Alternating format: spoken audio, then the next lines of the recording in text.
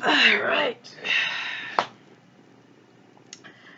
Yeah, this is a video that I've been putting off for quite some time. Hello guys, welcome, and those of you who have seen my videos before, welcome back. I am the Philadelphia Whovian, and well, for this video I'm going to be doing a very controversial subject, something that I don't believe anyone would be very happy to watch a video on because it's so against the status quo of what makes, the fan base so, awesome and regards this as like the greatest thing of all time. I'm going to be doing a video about how the beloved classic from Series 3, Human Nature, Family of Blood, two-parter, I'm not crazy about it at all. When I say I'm not crazy about it, it means I genuinely don't like it very much. Worth a darn.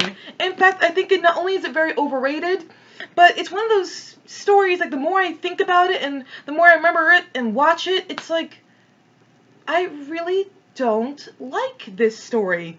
Now, before you go attacking me and, like, hating everything about me and just wanting to burn the computer that I record this on, I want to make it very clear, guys, I understand if Human Nature, Family of Blood from Series 3, Part 2 is your thing, if it's your bag, to quote Austin Powers, that's your bag, then of course you like it. Go ahead, love it, think it's the greatest thing of all time, enjoy it all you want to, absolutely regard it as the greatest thing ever. Please don't hate me for just simply not agreeing with you. Please, I'm making it very clear. Also, I understand why you think Human Nature, Family of Blood is the epic thing, and it's like the greatest thing of all time. I just simply don't. And guys, to be clear, I wanted to. I really wanted to view Human Nature, Family of Blood as the quintessential story that we should all love. I even tried. I tried to convince myself this was the greatest story ever. The more I think about it, the more it's just not. And I think what prompted this video is not just my having to accept the fact that, you know what, I'm not that crazy about it, but it's also because of the fact that I'm not the first person to have this thought. There have been two videos I've watched before where people thought Human Nature, Family of Blood two-parter is either overrated or it's not very good. And I replied back to, I actually commented on each of those videos I found here on YouTube. And when I replied back, I said I agreed with many of their points, but I still overall enjoyed the story. And I don't know if the reason why because I've now went from that mindset to I just don't like Human Nature, Family of Blood very much at all. Maybe it's because I'm trying to understand what I was going through at the time, because Human Nature, Family Blood has never been a story I've really watched that often or wanted to watch that often. So why did I still say I like the story despite this inner discomfort towards the story? And I think it's because of the simple fact that either one, I was just like, yeah, there were things about the story I didn't like, but because everyone around me said it was awesome, I was like, okay, yeah, of course it's awesome. Or if it's because I was a coward. Like, I was afraid to admit that I did not like this two-parter that everyone hails as being absolutely awesome. And so I chickened out, and I didn't tell them, and I fully agree with them. I don't know what it was. Either way, guys, I'm tired of being a coward. I really am. I mean, we all have our cowardly moments, that's the way life is, but I'm tired of being afraid of the fan base, the entire Whovian fan base hating me just because I have a different opinion than what the populace has. I'm sick of that fear, and I don't think we need to have that fear anymore of just, oh, we disagree, so, we have to hide our changes of opinion. That's what makes the internet great, is you can have a different opinion than everyone else, and you should be allowed to express it. So I hope you guys understand when I give my arguments for why I don't like it. Please understand, guys, I'm sick of being afraid of the percentage out there who would make me hate myself for not agreeing with them. Guys, I don't want to be afraid of you. I don't want to be afraid. So, this is me standing up and admitting I'm not the biggest fan of Human Nature, Family of Blood. And not only, it's one of those stories when I first saw it, I think it has in common with two other two-parters in the RTD era, which is Rise of the Cybermen, Age of Steel, Human Nature, Family of Blood, and Stolen Earth, Journey's End, where when I first saw I saw the genius behind it. I was like, oh yeah, but there's something about it I wasn't crazy about. But the second time I watched it, I'm like, I don't like this at all. Like those three-parters. And I think you're gonna probably switch the video off already. You're like, really? You hate those other ones? You're not a big fan of those other ones too? You clearly have no taste. I'm not going to go into a video why I'm not the biggest fan of Journey's End and, you know, Rise of Cybermen Age of Steel. In fact, there are other YouTube videos who have gone into that better than I would ever go into that. This is just Human Nature, Family of Blood. But as thing of, the more I watch it or the more I think about it, the less I like it. So I'm not going to give you the plot synopsis, like, you know, detailed about Human Nature, Family of Blood, because let's be honest, guys, you have seen it. You know we've all seen Human Nature, Family of Blood. We've all seen it. So I'm not going to go into the plot in regards to I'm going to break down the details. I'm going to go into the plot in the sense that I'm going to make you understand why I don't like it that much. And here's the plot. Here we go. So the plot begins, and it opens with the Doctor running away from a family of blood. You know, from these aliens who are chasing him. So these aliens are chasing him, and he runs into the TARDIS with Martha, and he's like, they're not going to stop chasing me. Then it cuts to the fact that he clearly he ran away from these aliens who are chasing him. This is his problem. This is his crisis to deal with it. He ran away, made himself human, so completely, like, you know, took the part of himself that is aware of this problem, removed that from himself, but his companion's aware of all this. She is.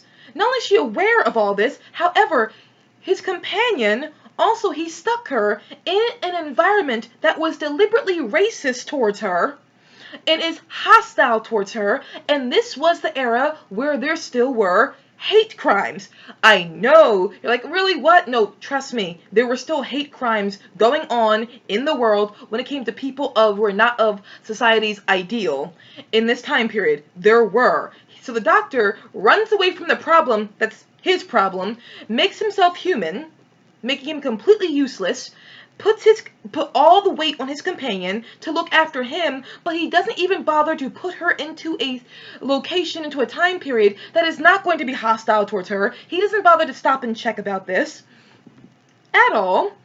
And she's a maid, which means he has, you know, if you want to be a maid, you're a maid, you are fine, you're an awesome person. But Martha trained to be a doctor, so for her to become a maid where she is suffering all this racial injustice to look after him, that's a bit of him degrading her in some ways. You could easily argue that. And then there's that. Then doesn't even bother to stop and think, wait a minute, maybe the family of blood might come after me, which means that if they're going to possibly come after me, I should at least put my companion in a place where if aliens start to kind of come after her or me, she's in an environment where there are people around her who can help and defend themselves. No, he stuck her in an environment not only racist towards her, but an environment that is useless against an alien invasion. Completely useless, which means any innocent people can get hurt, and they do get hurt. So this is all happening. He's a teacher in this place, and then he starts to fall for a human woman who is absolutely racist and terrible to his companion. Then there's that. And she's also the nurse, Redfern, her. The one that everybody seems to, I'll get into her later. There's that then. Then after that, there is the school where like every single person except for like two people, like Jenny and, oh god, what am I forgetting his name now? The students. Timothy. They're all kind of bad people. They're all like, you're not rooting for anybody in this, you know, this environment. That happens. Then we have the family of blood do catch up to them. They do track the Doctor down. They land in this environment and they kill people. They kill Jenny. Yes, one of the few white people in the story that we all liked. One of the very few. She gets killed off. And while this is happening, Timothy took the watch that held the doctor's essence in it, and the doctor chose to remain hidden all while this is going on. Remember that. The doctor chose to stay hidden. He did. He really did. So, kills Jenny, then kills one of the students at the school, a young boy. He was not the nicest guy in the world, but he wasn't evil either. And then kills him and takes over his body too. Then kills an old man. But here's the thing. The family of blood killed a little girl. The girl with the balloon? Remember that? She was a little girl, and they killed her too. And so now they're wreaking havoc and they're killing all these people, forth. They track him down at the dance, where we get a bland dance between him and Nurse Redfern. And, then Martha saves them both. She does. Gets them out of there. Neither one of them thanked her. Neither the doctor nor Nurse Redfern thanked her for saving their lives. But get used to this behavior, because they're both despicable people. Seriously, I'm sorry, guys. I know people love their love story, Nurse Redfern with the doctor. I don't care, because they're both terrible people. Sorry. I'll give examples of that later if you need help remembering that. Sorry. Okay, then there's that happening, and then Timothy still has the watch, and it turns out in the watch, the doctor specifically told Timothy to keep him hidden, even after he saw the little girl that got possessed or taken over by the family of blood. So at this point, I'm not lying to you, there is a scene, literally, where the doctor, when he's in the watch, it gets focused, Timothy turns the watch around and shows it to the little girl, and she sees it, which means the doctor now has seen that a little girl was killed because of his actions. Guys, the second that a little girl starts getting killed because of you, I'm not going to be crazy about you. I feel bad for adult male and females, of course, when they die, when they were really innocent, people got caught in the crossfire. But when a little girl dies because of you not standing up for your problems, then I'm really not going to like you. I'm not. I therefore didn't like John Smith and the doctor. Most of the doctor, but John Smith is an extension of the doctor, you could easily argue. You easily can argue that. You can. So then that happens, and then, oh God, this happens too. Finally, eventually, the doctor, Timothy, has the watch and presents the watch, and mind you, this is after John Smith is accusing Martha of practically torturing him and choosing to kill him, all because she wants to return him back to the state that he originally was in, after she saved his life and Nurse Redfern's life. Oh. So all that time where you were racist towards her, and Nurse Redfern was just disgustingly racist towards her, you both were mistreated her. Oh, but you're the victim. You're the victim, John Smith. You're the fucking victim. You're not the fucking victim. The doctor's horrible. You're horrible. Nurse Redfern, you're both horrible people. Sorry, you are horrible people. And then this happens. Eventually, John Smith does give in, and he goes to the family of blood. And here's where I get really angry. He goes into the ship. The family of blood's in there. Pretends like he's John Smith. He slides down a wall and pretends like he accidentally pulled down these buttons or something, or these switches on the wall. And then he reveals himself to eventually be the doctor, and he blew the ship up. So let me get this straight. Doctor, you ran from this family, made yourself human, completely defenseless, couldn't help anyone around you, human, put your companion into a racist environment that was hostile towards her, where there were hate crimes still going on. Possibly. There were. Anyone who doesn't believe that is lying to you.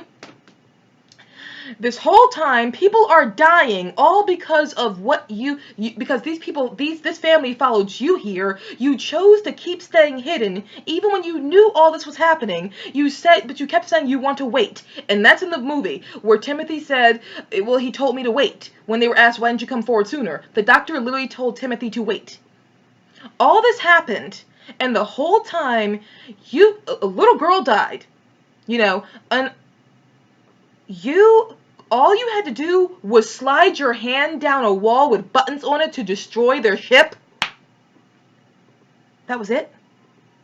and then they all leave the ship, and you are standing over them, and then the excuse was for why you did not do anything like this sooner was because you were being kind. Which means that hints that you're possibly a psychopath if you don't check yourself, keep yourself in check. But you are kind of psychopath apparently, because you know what? Last time we saw you do anything remotely frightening was in The Runaway Bride, where you did drown an entire species of Rachnos children because, you know, one, their empress, she was doing all these crimes, so you committed mass genocide on the entire species, and I hate spiders. They terrify me, but unfortunately I gotta be objective here. Okay, the 10th Doctor did commit mass genocide and infanticide, and then boom, he drowned the children by just dumping the whole entire River Thames. You know, that incredible river right around London, right in the midst of London? That's important to their ecosystem, just drained it all into the hole to drown the species of children to death. You did that. You did that. Now you ran away because you were being kind. Which means what? What am I supposed to take from this, Doctor? You're a psychopath? Is this what you want me to believe of you? Like, think about the implications of that. He kept running away because he was being kind, because he was going to go absolutely bonkers out of his head. And what do we get? The next second we see the Doctor, he is, you know, throwing one of the Jenny's, you know, that possession into, like, you know, an event horizon. He keeps the boy locked forever as a scarecrow on a field. He keeps the father trapped in chains and gets a little girl stuck in a mirror. Here's the thing. How did he do all that? Stop and think about it. When are we shown how the Doctor did all these things to these 4 people? How he trapped them all, like how he captured them and put them on his TARDIS or did something to them to make all this happen? How are we being shown the process to how he did these things to these 4 people? And just like, how much explanation are we really given on how he blew up the ship? He just slides his hand down a wall and it's implied that these buttons will blow up the ship. When was he on their ship before that he knew about these buttons easily? And wait a minute, but that implies he had knowledge of their ship, and he could have just done this all earlier, which means all these innocent people died. His companion went through racial injustice, all because he didn't want to go into a ship and press some buttons. And again, he ran away from the family of blood, and you're telling me the entire time this is how easily they could have been squashed? He ran away. I've seen the Doctor face down, like, you know, confront a dinosaur to try and knock it out. I've seen him be on the same field as a Basilosaurus. I've seen him face down the Master plenty of times, outsmart Sea Devils, Silurians, face all this head on. I have seen the Doctor try to overpower someone who was stronger than he was. I have seen the Doctor take on Daleks, Cybermen, you know, willing to let himself be killed by ice warriors in the Seeds of Doom after he outsmarted them. I have seen the Doctor do all these things. I've seen him scream at what could be the devil. And you're telling me now the Doctor ran away from a family of who all he had to do the entire time was easily overpower them in this way? This is the story of human nature, family of blood. A 2-parter where the ending, the solution is tacked on at the last possible second. We're not given much explanation for it. And then we're not even shown how he entrapped all these people. We're not given a full explanation. The reason why I'm jumping on this is because those people who love human nature, family of blood, and are okay with this ending are the same people who call out other episodes and get mad at other episodes for not breaking down every little thing that happens in the finale to explain it. You know, I can't. I mean, stop and think of this plot line. Really stop and think about this plot line. It actually doesn't work. It's the groundwork of it is the Doctor ran away because he was a pussy. Then he was a dick. Then he gets sadistic. Either way, the Doctor is not likable the entire story, actually. And why am and here's the thing, I could forgive all this if the point of this episode is that the doctor was terrible. But here's the problem with that. If that was the point, because you could easily argue that's the point, that the doctor was terrible and he's gone off the deep end. But it never gets fully clarified. I mean, yes, the matron brings it up in the, when they confront each other at the very end, but at this point, I don't like the matron. She has, she's done so many things that make me not like her at this point, that whatever she says, I'm not going to care that much about. I'm just not going to. At all. So I'm not going to be like, oh, you're the beacon of morality when you weren't the beacon of morality all the time before. You weren't. So that last scene that the matron and the Nurse Redfern, and the doctor have together before she tells him to leave, well, here's another thing with that problem. So if you're saying the doctor is, the point of this story, what makes this story beautiful is the doctor was not meant to be perfect. But it doesn't matter to me, because the doctor never confronts it verbally. You can tell yourself all you want to, oh, well, it shows how the doctor is not this great guy. He's not perfect. But the doctor needs to confront this. If at the end of the episode, the doctor had turned to Martha and said, Martha, I am sorry for everything all that I put you through. I thought that was the right idea. I don't know what I was thinking. Or he sat down the TARDIS and looked at Martha and said, I caused so much trouble. I should have been brave and confronted this all on my own. I should not have put this on you or any of the innocent people here. I should have done that. I would have understood the brilliance behind this episode, maybe. That's a fat chance, though. But he doesn't. The doctor never verbalizes any possible sense of, I've learned a lesson out of this. You can tell me all you want to, the doctor learned a lesson, but this is called acting, not feeling deeply. And it's something we writers learn very often. It doesn't matter what the intention of our characters are. It doesn't matter if we don't have the character verbalize it.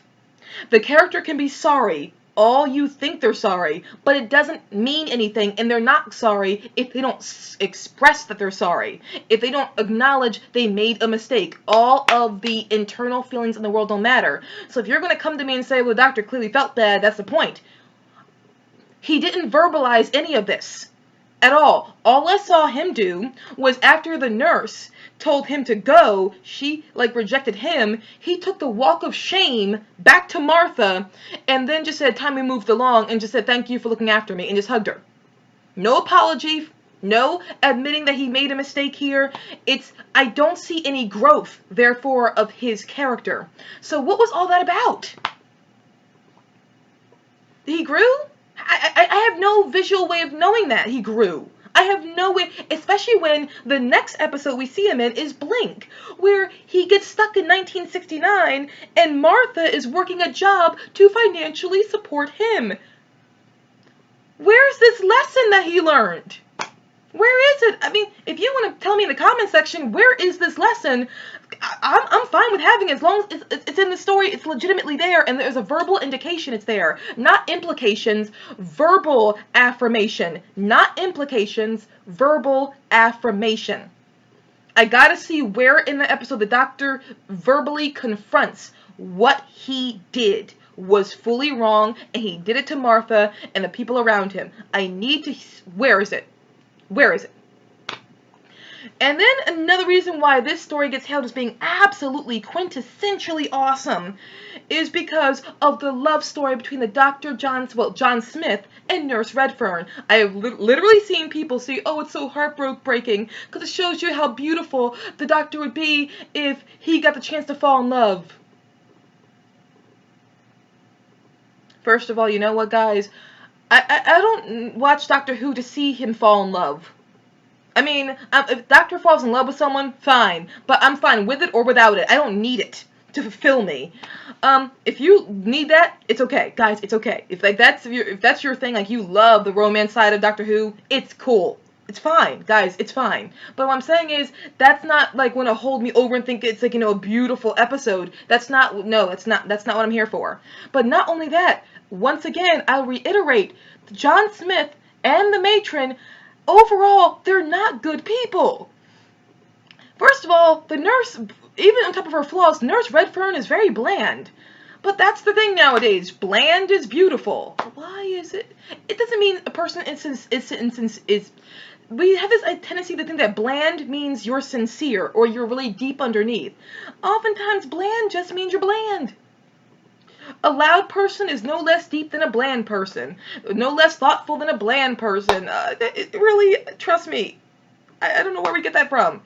But with Nurse Redfern, go back and really watch her character. She and the John Smith were not good towards Martha, and Nurse Redfern did said some horrible things to Martha. They really were. She never apologized for any of it.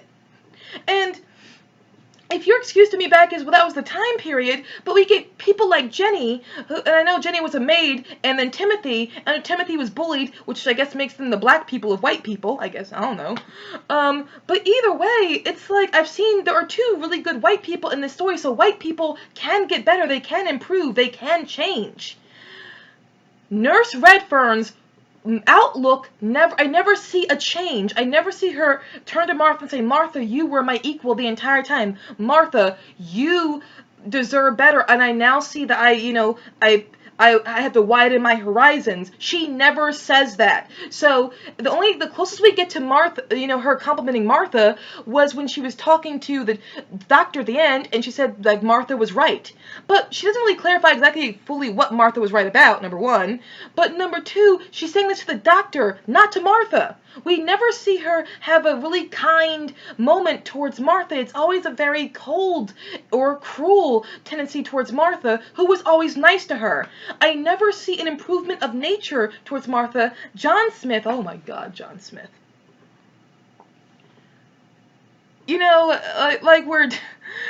Like all the Martha crap aside, he's also kind of bland, preoccupied. But that one scene where the guy asked to punish Timothy because he's being shoddy, like he's not paying attention while he's shooting, and it's because Timothy's like, well, they've got spears. The scarecrows have got spears, or the things they're shooting at have spears. We've got guns. It's not fair. And the boy says permission to beat him, and the doctor replies back, permission granted. I know this was a time period where beating was perfectly acceptable in schools, but I could have liked the doctor possibly better. I mean, if John Smith said, sir, no, I'm not going to, or to the kid, no, you're not going to beat him. Give him time. He just lets the kid get beat. I know, again, this was the time period, this was okay, but I would have admired more if, okay, in every time period, there are revolutionaries who stand up to the cruel social injustices and says, that's not right. Maybe I would have liked the nurse and John Smith more if every now and again they stood up against society and said, that's not right. They don't do it. Ever. And then, like when John Smith, again after Martha saved him and the matron, and they're inside the school, and the family of blood is coming with the scarecrows, and Martha says to the headmaster, sir, these are kids, these are boys, you're giving them guns. And the headmaster turns to John Smith and says, I suggest you tell your servant or maid or whatever to keep her mouth shut. He says something like that. John Smith never corrects the headmaster and say, excuse me, she just saved my life. She knows what's going on. Do not talk to her that way. He does not defend Martha. It never got better. So by the time that we have that scene at the end where, the matron is sad that John Smith is dead, I couldn't care less. I couldn't care less about her or the doctor, because at this point, they have lost. They never improved. And again, I know this is the time period, but this is also the time period where there were people who were improving and trying to go against society and society's terrible standards. John Smith and Nurse Redfern never had that moment. Why should I care about them? I'm not going to.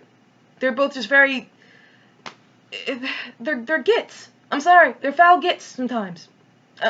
They're gits and they're plonkers. I'm sorry. I can't help but say that. I can't. And whatever excuse we're giving for them, why do I have to give that excuse? Why should I even think about giving them an excuse? I don't have to give them an excuse. And if you're going to say back to me, well, you're focusing way too much on the injustice side of this story or the racial side of this story, why shouldn't I? And more importantly, why are you telling me that I shouldn't? Why? Why would you tell me that? So what I've got is a story where the doctor ran from the problem that was chasing him. He gets to a plan that he gets to a place where everyone is defenseless. His companion, he puts her into a place that is going to be hostile towards her specifically. And don't tell me the doctor is not aware of racial injustice. He is. Go back and watch Remembrance of the Daleks in the Seventh Doctor era, where he's talking to that one guy in the pub about how his grandfather was a slave, who cut sugar. He knows about slavery, and also in Warrior's Gate, the Fourth Doctor has encountered slaves before, and he was against it. He has seen slavery. Don't tell me he's not aware of this. It's just, once again, the 10th Doctor forgetting it's like sometimes they have him forget his own history. So then he puts her in a racist environment that's hostile towards her, leaving her completely defenseless, leaving it all up to her. All up to her. And then the family of blood catches up to him. His side that is still stuck in the watch told Timothy to wait and keep waiting. People are dying. He still says wait. A little girl dies. He still says wait. And then when he finally gets around to solving the problem, it's the easiest, it's the quickest, most over and done with thing I've ever seen, where very little to no explanation was given to how he solved the problem. All of this was much ado almost about nothing. And I don't even know if the Doctor has really grown since then. And another theory that possibly is I'm going to just confront this theory in case someone's ever had it, was because after 42, where he got taken over by the sun, he may be suffering from some type of shock, or because he was possessed by the sun, he's afraid of being possessed by something again. Like with the family of blood, maybe. But it's I have no evidence saying that's the reason why he's like this in Human Nature, Family of Blood. We have nothing stating that's the reason why. That's another theory we're trying to put to his behavior to justify that the 10th Doctor, this whole adventure, Human Nature, Family of Blood, was a huge, not only misstep on his part, but it never should have objectively happened. Oh, God. I know you hate me.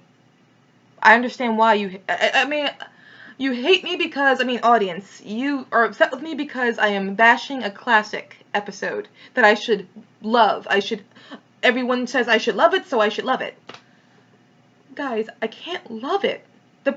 When you think of the premise, you think of how the Doctor behaved in it, it's awful. You think of why this all happened, how it all could have been avoided, how the climax just was tacked on at the last second, which means that it was the family of blood, this intimidating family, could be easily squashed. So why did the Doctor run? The Doctor was a coward, then a pussy, oh, gosh.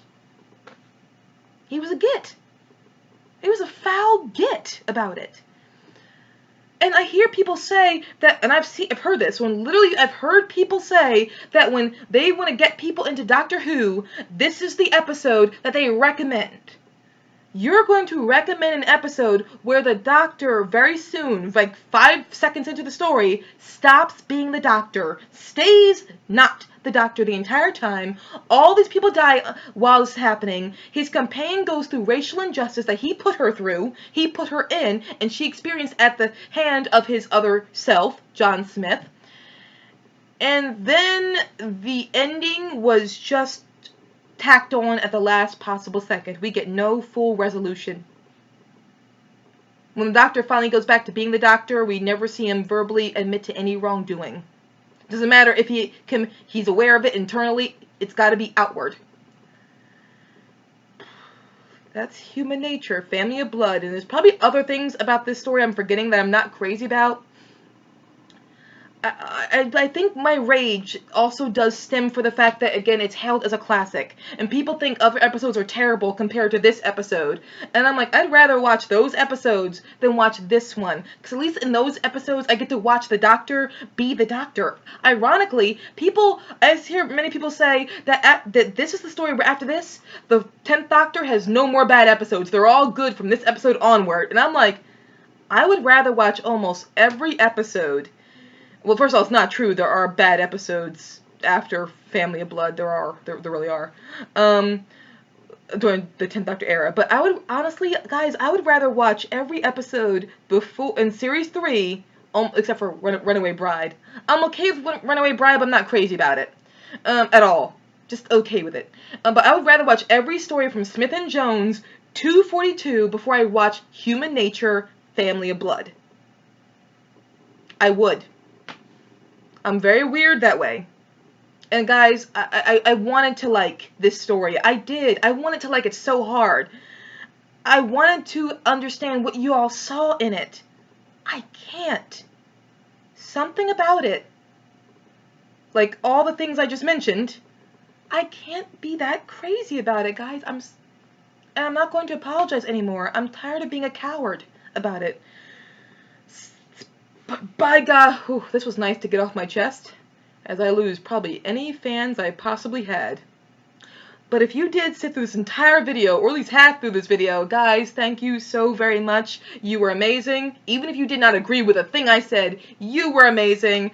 And once again, I'm the Philadelphia Whovian. It was nice to talk to you guys. Bye.